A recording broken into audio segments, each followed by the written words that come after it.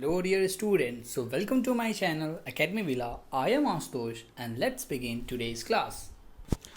आज की जो वीडियो है वो क्लास 8th का जो चैप्टर 8 है जिसका नाम है मेजर एंड मेजर, उसके क्वेश्चन आंसर्स डिस्कस करेंगे हम आज की वीडियो में। ठीक है, ये वैसे मैं स्टूडेंट्स की डिमांड पे ही बना रहा हूँ क्योंकि मुझे क्वेश्चन आंसर बनाने का मेरा मतलब कुछ माइंडसेट नहीं था, लेकिन क्वेश्चन आंसर की जो डिमांड आने लगी तो इस वजह से मुझे क्वेश्चन आंसर बनाने पड़ रहे हैं।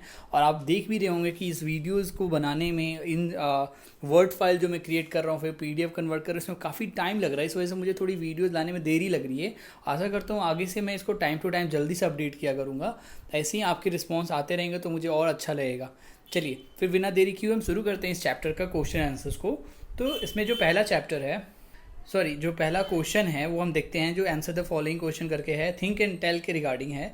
क्वेश्चन कहता है कि why did the king make Raja Verma the chief minister. मतलब जो राजा था ना, वो राजा वर्मा को चीफ मिनिस्टर क्यों बना दिया। राजा वर्मा एक नाम था, थोड़ा सा मैं रिकॉल करा देता हूँ। एक राजा था, उस राजा ने एक मतलब आर्टिस्ट से मिला। जब राजा जो था वो बहुत ही फॉन्ड ऑफ था, मतलब बहुत ही शौकीन था आर्टिस्ट मतलब कलाकार प्रेमी था, कला प्रेमी था वो। तो जो राजा वर्मा जो एक बंदा है, एक आदमी है, वो बहुत बड़ा आर्टिस्ट था। तो जब राजा उससे मिला, राजा वर्मा से, तो मतलब वो उसकी कला से इतना प्रसन्न हुआ कि उसको चीफ मिनिस्टर बना दिया था। तो आप कहानी को थोड़ा रिलेट कर लें, उसके लिए मेरी पहली वीडियो जाके मेरे डिस्क्रिप्शंस में से देख के मेरी पहली वीडियो पे जाके पढ़ लें, इससे ज़्यादा आपको क्लियर हो जाएगा। तो क्वेश्चन है कि जो राजा था उसने राजा वर्मा को चीफ मिनिस्टर क्यों बना दिया। तो आंसर होगा the king was very impressed with the artistic work of Raja Verma.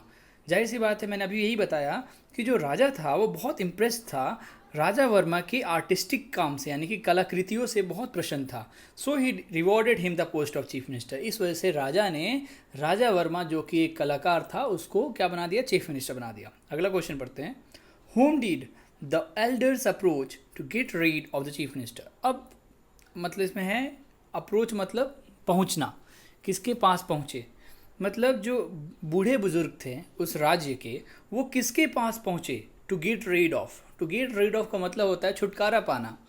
To get rid of the chief minister, chief minister कौन बन गया था, राजा वर्मा जो कि एक आर्टिस्ट था वो बन गया था। और वो चीफ मिनिस्टर जब बन गया था तो उससे छुटकारा पाने के लिए जो उस राज्य के बूढ़े बुजुर्ग थे वो किसके पास पहुंचे, यही क्वेश्चन है।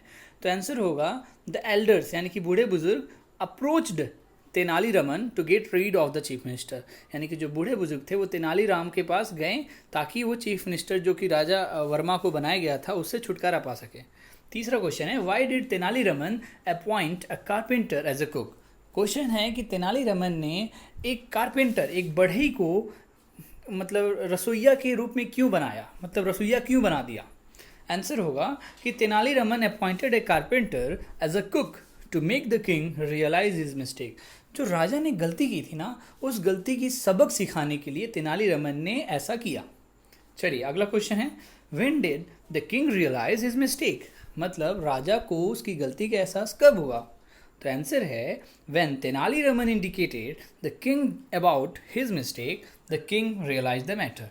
मतलब जब तेनालीरामन ने राजा को ये एहसास दिलाया, मतलब एक खेल खेल के उन्होंने राजा को एहसास दिलाया था, एक षड्यंत्र रच के एक किया था तेनालीरामन ने, ऐसा कुछ किया था, वो आप कहानी में पढ़ लिए होंगे। तो उसी की वजह से तेनालीरामन ने ऐसा कुछ किया जिसकी वजह से राजा को उसकी गलती का एहसास हुआ।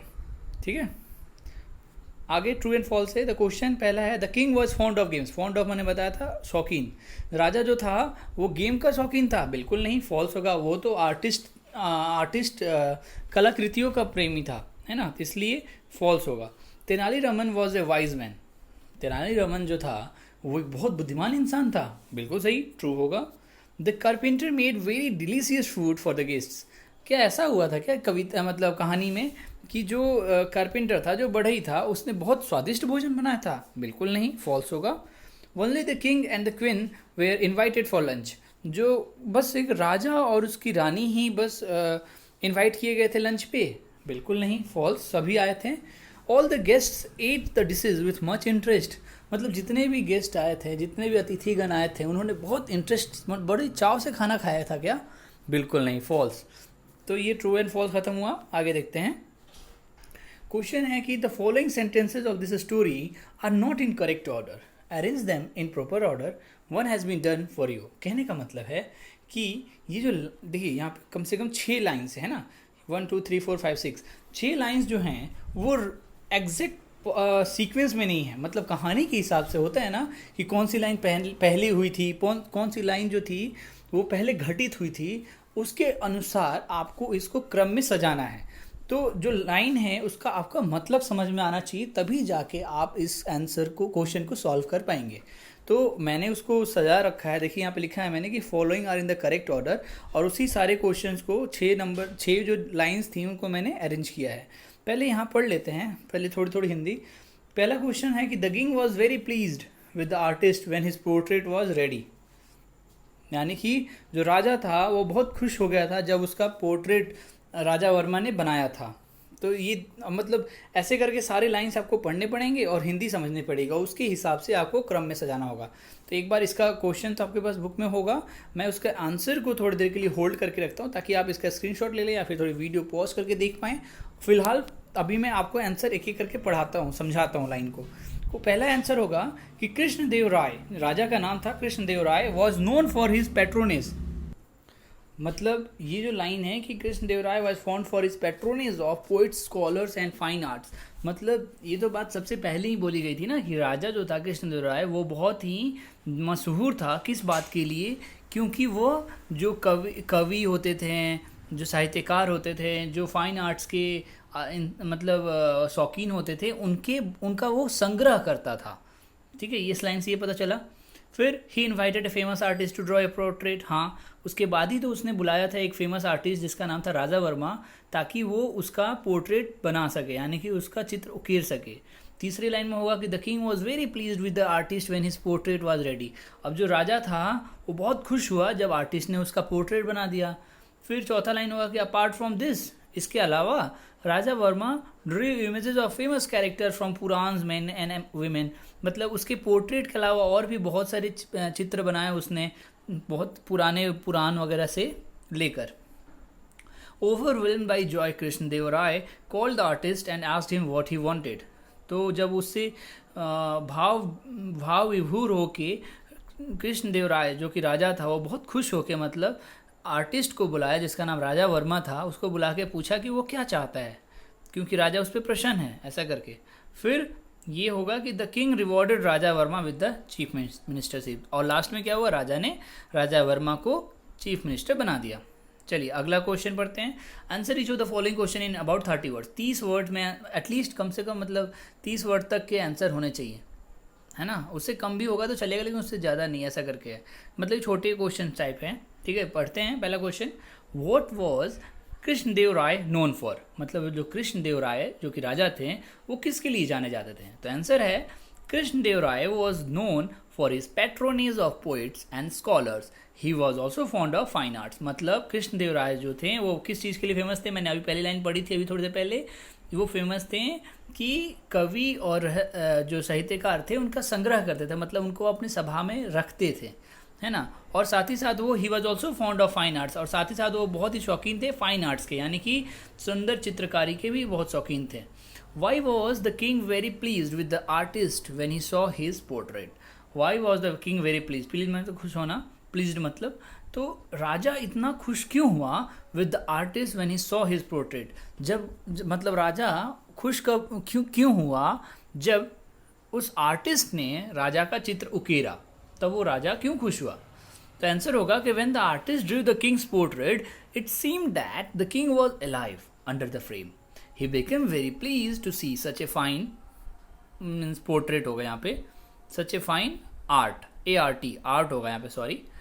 तो आंसर होगा, इसका मतलब क्या हुआ, when the artist drew the king's portrait, मतलब जब आर्टिस्ट यानी कलाकार ने जो कि राजा वर्मा था, उसने जब राजा का चित्र उकेरा, it seem that the king was alive under the frame. मतलब जो फ्रेम था उसमें ऐसा प्रतीत हुआ मानो कि राजा उसमें जीवित है ना, उस चित्र में। और इस वजह से ही became very pleased to see such a fine art होगा ART। तो इस वजह से राजा उस सुंदर चित्रकारी को देखकर बहुत ही प्रसन्न हुआ। आगे पहला तीसरा क्वेश्चन पढ़ते हैं। Who rewarded Raja Verma and how, मतलब राजा वर्मा को किसने पुरस्कृत किया और क्यों, मतलब एंड हाउ कैसे। तो the king Krishnadeva Raya rewarded Raja Varma with chief ministerships, मतलब ये क्वेश्चन में पूछा गया है कि किसने राजा वर्मा को रिवॉर्ड दिया और कैसे, मैंने क्या किया। तो राजा वर्मा को जो वहाँ के स्टेट के राजा थे जिसका नाम कृष्णदेव राय था, उन्होंने रिवॉर्ड दिया, और रिवॉर्ड क्या दिया, उन्हें वहाँ का चीफ मिनिस्टर बना दिया। हाउ, चौथा क्वेश्चन है, how was the food cooked by the carpenter, मतलब जो कारपेंटर था, बढ़ई था, उसके द्वारा खाना कैसे पकाया गया, किस टाइप का था। तो आंसर होगा कि the food cooked by the carpenter was very tasteless, है ना। जो खाना बनाया गया कारपेंटर के द्वारा बहुत ही मतलब स्वाद रहित था, कुछ स्वाद ही नहीं था, tasteless. Everybody felt the food troublesome, मतलब सबको उस भोजन ने बहुत परेशान किया, मतलब सबको अजीब सी अंदर से फीलिंग आ रही थी, अच्छा नहीं लग रहा था उनको, है ना। आगे पढ़ते हैं। क्वेश्चन है कि answer each of the following question in about 70 words. अब 70 वर्ड में मतलब थोड़ा आंसर जो है बड़ा कर सकते हैं, कह सकते हैं लॉन्ग आंसर टाइप का क्वेश्चन है ये। अब पढ़ते हैं कि what does the title measure for measure mean, मतलब जो चैप्टर का नाम है मेजर फॉर मेजर, वो आपके मायने में क्या है। और 3 क्वेश्चन इसमें। Do you like the title, क्या आपको वो टाइटल अच्छा लगता है चैप्टर का। Give reason in support of your answer, अगर आपको अच्छा लगता है तो उसके सपोर्ट में, उसके सहयोग में आप कुछ आंसर अपनी टिप्पणी करें मतलब। तो क्वेश्चन जो था मेजर फॉर मेजर, उसके बारे में आंसर देखते हैं। क्या है कि the title measure for measure means, इसका मतलब क्या होता है मेरे मायने में, कि a different solution taken for a particular solution, है ना। मतलब एक दूसरे तरीके से जो सॉल्यूशन निकाला, मतलब एक उपाय के लिए उपाय, मतलब उपाय क्या था पहले, उपाय ये था कि मतलब जैसे कि वो जो प्रॉब्लम थी ना, प्रॉब्लम क्या थी कि जो राजा था उसने क्या किया, बिना सोचे समझे कि जो राजा वर्मा जो कि आर्टिस्ट था उसको उसने बना दिया था चीफ मिनिस्टर। अब उसको तो वो हटा नहीं सकता था, कोई कहता भी नहीं कि हटा दो, अब ये दुविधा हो गई थी। अब इस चीज़ को मतलब उस राजा वर्मा को मिनिस्टरशिप से हटाने के लिए तेनालीरामन की हेल्प ली गई, जो कि उसने भी एक उपाय लगाया। मतलब उपाय तो ये था कि राजा वर्मा को अगर उसके पद से, चीफ मिनिस्टर के पद से हटा दिया जाता तो उस स्टेट में, उस राज्य में सब कुछ अच्छा हो जाता। तो ये उपाय था उनके पास। लेकिन जब ये उपाय था ना, इसको करने के लिए कोई सक्षम नहीं था। तो इस उपाय को पूरा करने के लिए, ताकि ये उपाय क्यों अपनाया जा रहा था, ताकि राज्य में सब कुछ खुशहाली बहाल हो, क्योंकि उसको तो राजा वर्मा को तो सरकार चलाने नहीं आ रहा था, चीफ मिनिस्टरशिप करने नहीं आ रहा था। तो ये उपाय था कि अगर उसको हटा दिया जाता सब ठीक हो जाता। लेकिन इस उपाय को पूरा करने के लिए एक उपाय और बनाया गया, जिसने तेनालीरामन ने उसको उपाय बनाया, ताकि राजा को समझाया जाए कुछ बोलकर, कुछ दूसरी बातों में, डायरेक्ट तो बोल नहीं सकते थे। तो ये उपाय के लिए उपाय बनाना मुझे बहुत अच्छा लगा, और इसका मतलब भी यही है कि the title measure for measure means, इसका मतलब क्या है, डिफरेंट सॉल्यूशन, एक अलग तरीके का सॉल्यूशन को सॉल्व करने के लिए एक पर्टिकुलर सॉल्यूशन तैयार किया गया, जो कि पर्टिकुलर सॉल्यूशन किसके द्वारा तैयार किया गया था, तेनालीरामन के द्वारा। येस आई रियली लाइक, ये क्वेश्चन जो था डू यू लाइक, तो हाँ मुझे अच्छा लगा। Yes I really like the title as it suits, और मेरे रीज़न क्या है कि मुझे क्यों अच्छा लगा, क्योंकि as it suits the incidents which taken place inside the story. Incident मतलब जो घटनाएं घटित हुई ना उस कहानी में, वो मुझे बहुत ही सूट कर रही थी इस टाइटल के साथ। ठीक है, जो कोई दिक्कत होगी आप पूछिएगा मुझे कमेंट में। आगे क्वेश्चन है, सॉरी यहाँ पे मैंने नंबरिंग थोड़ी गलत कर दी है, होप आप उसको अरेंज कर लेंगे। यहाँ पे क्वेश्चन नंबर 1 है ये, ठीक है। अब क्वेश्चन नंबर 2 आ रहा है, ये 70 वर्ड्स वाले में का क्वेश्चन नंबर 2 है, यहाँ पे 1 होगा। क्वेश्चन नंबर 2 क्या है कि did Raja Varma really feel happy to remain an artist, give reason for your answer.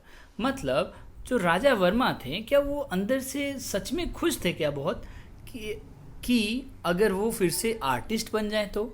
मतलब राजा वर्मा तो पहले से आर्टिस्ट था, उसको वहाँ के जो राजा थे उन्होंने क्या किया था, उन्हें चीफ मिनिस्टर बना दिया था।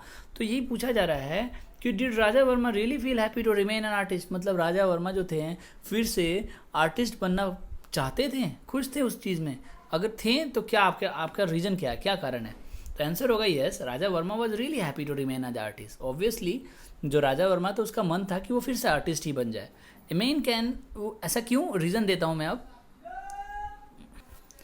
तो रीज़न क्या है कि a man can live happily with his habit, work and feeling. मतलब एक आदमी, एक मानव जो है, मनुष्य जो है, वो खुश कब रहता है, जब वो अपनी आदतों के साथ, अपने काम के साथ, अपने फीलिंग्स के साथ ही जीता है ना, तभी वो हैप्पी, खुश रहता है। सो राजा वर्मा बीइंग एन आर्टिस्ट, जैसे कि राजा वर्मा एक आर्टिस्ट था, इस वजह से वो was happy to have a tag of artist with him. यानी कि राजा वर्मा, जैसा कि हमें पता है कि वो एक आर्टिस्ट था, इसलिए वो आर्टिस्ट बनना पसंद करता था। ठीक है, तीसरा क्वेश्चन देखते हैं। क्वेश्चन है कि what made the people unhappy with Raja Varma's administration. मतलब कि राजा वर्मा जो राज्य संभाल रहे थे, उनके किस कार्यों से, उनके किस हरकतों से वहाँ के लोग जो है खुश नहीं थे, अनहैप्पी थे। List them and also write what they wanted the king to do. मतलब उसको लिखिए यहाँ पर जो जो प्रॉब्लम थी, और ये भी लिखिए कि what they wanted the king to do. मतलब वो क्या चाहते थे, राजा जो वहाँ के राजा थे, है ना, उनके तरफ से क्या करना चाहिए था। ऐसा लोग क्या चाहते थे कि वहाँ के जो राजा थे वो क्या करें इस चीज़ को ठीक करने के लिए। तो आंसर है कि during the administration of Raja Verma everything in the state was throne into disorder. मतलब जब राजा वर्मा को चीफ मिनिस्टर बना दिया था, तो वहाँ का जो राज्य का जो भी चीज़ थी ना, सब कुछ अस्त व्यस्त हो गई थी। मतलब डिसऑर्डर मतलब सब कुछ तहस नहस हो गया। तहस नहस इन द सेंस कि ऑर्डर में नहीं रहा सब कुछ, मतलब सब कुछ उथल पुथल होने लगी वहाँ पे। Raja Varma always took hasty decision. मतलब वहाँ के जो राजा वर्मा था, उसको तो आइडिया था नहीं एडमिनिस्ट्रेशन का, तो इस वजह से वो ना बहुत जल्दीबाजी में, हैस्टी डिसीजन मतलब बहुत जल्दीबाजी में डिसीजन लिया करता था। स्टेट अफेयर्स वर बैडली मैनेज्ड, और इस वजह से क्या होता था कि जो वहाँ के कार्यकाज थे वो सब कुछ मतलब बैडली मैनेज, मतलब बहुत बुरी तरीके से मैनेज किए जाते थे, मतलब सब कुछ उलट पुलट हो गया था। तो displease with the administration of Raja Varma, मतलब डिस्प्लीज मतलब नाखुश, एडमिनिस्ट्रेशन ऑफ राजा वर्मा, राजा वर्मा के जो कार्य थे उन कार्यों से नाखुश होकर लोगों ने, people wanted the king to remove Raja Varma from chief ministership. तो वहाँ के लोग क्या चाहते थे, वो यही चाहते थे कि राजा वर्मा को चीफ मिनिस्टरशिप के पद से हटा दिया जाए। चौथा question, could Raja Varma in your opinion have grown into a good administrator, give reason. तो क्वेश्चन पूछा जा रहा है कि क्या आपके नज़रिए में राजा वर्मा को एक अच्छा एडमिनिस्ट्रेटर बनाया गया है ना, मतलब जो अच्छा कार्यपालक था, वो मतलब अच्छे से कार्य करता था राज्य का। अगर ऐसा है तो रीज़न दीजिए। तो आंसर होगा कि जाहिर सी बात है वो तो अच्छे से चला ही नहीं पा रहा था। अभी पिछले क्वेश्चन में हमने देखा, तो आंसर होगा नो, राजा वर्मा हमारे संदर्भ में, हमारे राय में एक अच्छा एडमिनिस्ट्रेटर नहीं था। आंसर क्या होगा कि no, Raja Varma could not have grown into a good administrator because, ऐसा क्यों था, because he was not interested to be an administrator, because he was interested in artistic work, so it was difficult for him to be an administrator। मतलब हिंदी क्या हुआ यहाँ पे कि ऐसा इसलिए था क्योंकि he was not intended to be an administrator, मतलब वो नहीं सोच रहा था कि वो एक एडमिनिस्ट्रेटर बनेगा, यानी कि कार्यपालक बनेगा। बेसिकली मतलब जाहिर सी बात है कि हुआ क्या कि he was interested in artistic work, क्योंकि वो तो भाई कला प्रेमी था, तो वो सब कार्य करना चाहता था, वो एडमिनिस्ट्रेटर बनना नहीं चाहता था, वो राज्यभार संभालना नहीं चाहता था। So it was difficult for him to be an administrator, इसलिए उसके लिए एक एडमिनिस्ट्रेटर बनना बहुत ही टफ काम था, बहुत ही मुश्किल भरा काम था। आगे बढ़ते हैं। पांचवा क्वेश्चन है कि what was wrong with the king rewarding Raja Varma as the chief minister, give reason in support of your answer. मतलब what was wrong with the king rewarding Raja Varma as the chief minister, मतलब इससे क्या हुआ, मतलब राजा ने क्या गलती करी, है ना, वहाँ के जो राजा थे उन्होंने क्या गलती करी, और उन्होंने राजा वर्मा को चीफ मिनिस्टरशिप देकर वहाँ के राजा ने क्या गलती करी, ये क्वेश्चन है। आप अपना मतलब रीज़न दें इसमें, आप क्यों ऐसा कहते हैं। तो आंसर होगा कि the king did not read the capacity of Raja Verma for the work of ministership.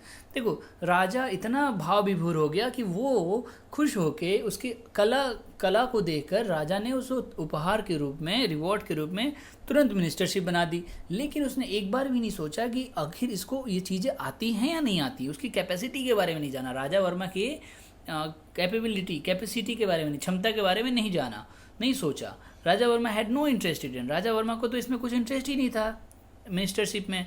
He had no knowledge of politics, और उसको यहाँ तक कि राजनीति का भी कुछ ज्ञान नहीं था। And a person without the knowledge of politics can not perform the work of ministership. अब जाहिर सी बात है, एक इंसान जिसको पॉलिटिक्स आती ही नहीं है वो मिनिस्टरशिप कैसे करेगा, वो राज्यभार कैसे संभालेगा। तो it was wrong with the king that he did not read Raja Varma in this respect. और इसी मायने में कहा जा रहा है कि लोगों ने ऐसा सोचा कि राजा जो था उन्होंने गलती करी राजा वर्मा को चीफ मिनिस्टर बना के। ठीक है, आगे बढ़ते हैं।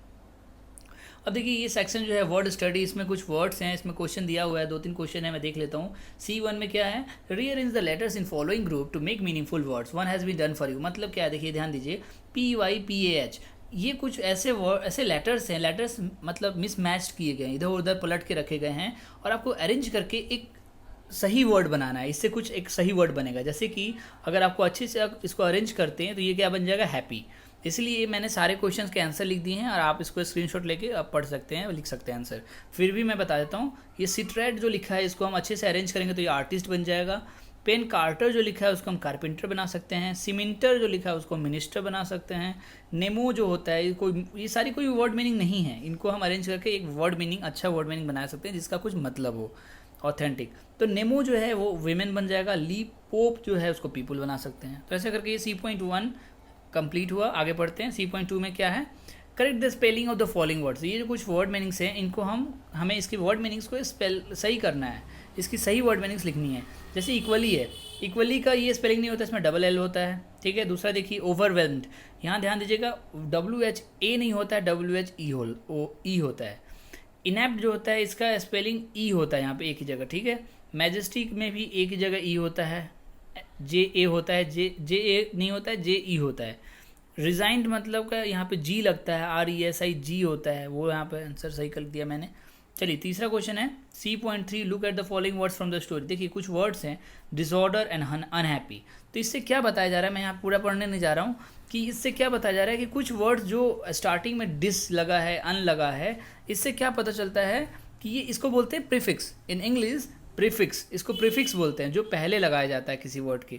और इसकी वजह से क्या होता है, उस वर्ड जो देखिए ऑर्डर के पहले लगा है ना डिस, यानी कि ऑर्डर मतलब पालन करना, डिसऑर्डर मतलब पालन नहीं करना, जस्ट अपोजिट हो जाता है। तो डिस, अन, इस टाइप के कुछ वर्ड है, जैसे डिस हो गया, अन हो गया, इन, इल, इम, मिस, ऐसे वर्ड्स प्रीफिक्स कहलाते हैं।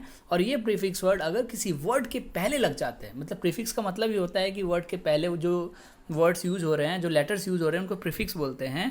तो ये जो प्रीफिक्स हैं अगर हम किसी वर्ड के साथ लगाते हैं तो वो उस वर्ड को उसका अपोजिट मीनिंग निकालते हैं। जैसे कि ऑर्डर के पहले लगाया तो उसको डिसऑर्डर बोल दिया, हैप्पी खुश होता है, अनहैप्पी हो गया यानी कि नाखुश हो गया। तो ऐसे करके क्वेश्चन बोल रहा है कि कुछ एंटोनिम यहाँ पे निकालने हैं आपको, ऐसे कुछ वर्ड्स दिए हुए हैं उनके उल्टा लिखना है, अपोजिट।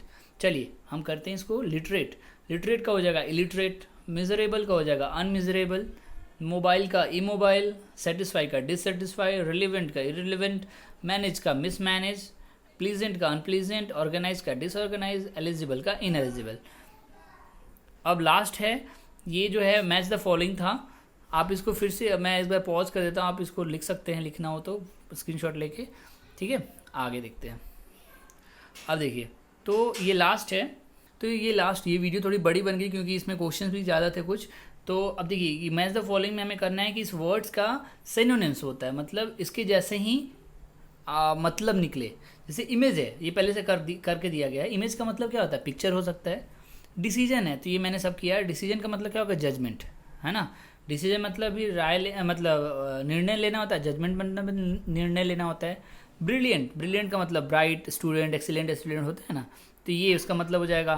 फिर कंप्लेन, सॉरी एक मेरा छूट गया है शायद से, है ना, मैं इसको अरेंज कर देता हूँ। जैसे इमेज का जो होगा वो होगा पिक्चर, डिसीजन का होगा जजमेंट, ब्रिलियंट का होगा ब्राइट, एक्सीलेंट। देखिए कंप्लेन जो 4 नंबर है, इसको आंसर होगा फॉल्ट फाउंडिंग, 4 का ए होगा, गलत कर दिया मैंने। और एक और गलती हुई है कि अनबियरेबल, अनबियरेबल का होगा अनएक्सेप्टेबल, 4 का ए होगा, 6 का डी होगा, बाकी सब सही है। इंसिडेंट का इवेंट होता है, जेनरस का लेविस होता है। ठीक है, बस 2 आंसर्स थोड़े गलत है, आप प्लीज़ उसको सॉल्व कर लेंगे। 4 का ए होगा और 6 का डी होगा। ठीक है, और ऐसे करके ये चैप्टर कंप्लीट होता है, क्वेश्चन आंसर उनके। और होप मैं आपको अच्छे से समझा पाया हूँगा। अगर कोई इशू है फिर भी आप प्लीज़ कमेंट सेक्शन में पूछ के मेरे से पूछिए। अगर कोई डिमांड आपकी है मैं आपको ज़रूर फुलफ़िल करूँगा।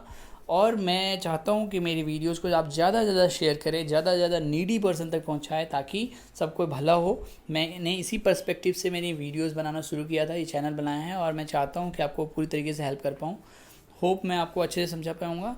और इसी के साथ मैं चाहता हूँ कि मेरी वीडियो को और चैनल को ज़्यादा से ज़्यादा शेयर करें। Thank you so much.